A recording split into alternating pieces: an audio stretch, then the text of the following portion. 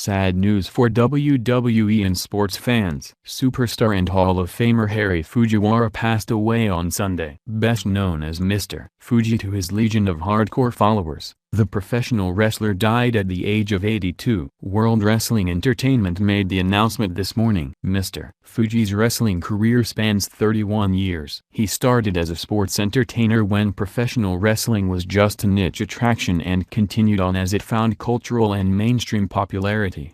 Over the course of 4 decades, he became one of the more well-known wrestlers on the circuit. WWE had this to say in a statement. WWE is saddened to learn that WWE Hall of Famer Harry Fujiwara, known to WWE fans as Mr. Fuji, passed away this morning at the age of 82. His career will be remembered by different generations for different reasons, but Mr. Fuji, whether as a superstar or manager, is one of the most entertaining performers in the history of WWE. Mr. Fuji was born Harry Fujiwara in Honolulu, Hawaii back in 1935. He began his professional wrestling career in 1965, though at the time he was using his name Mr. Fujiwara, performing in his native state. He quickly became a breakout star, and went on to perform in various regional wrestling companies all along the West Coast. It was at this time that his name was shortened to Mr. Fuji. It was in 1972 that he joined the Worldwide Wrestling Federation for Vince McMahon. This was the precursor to today's WWE. Mr. Fuji started his WWE career as a villain,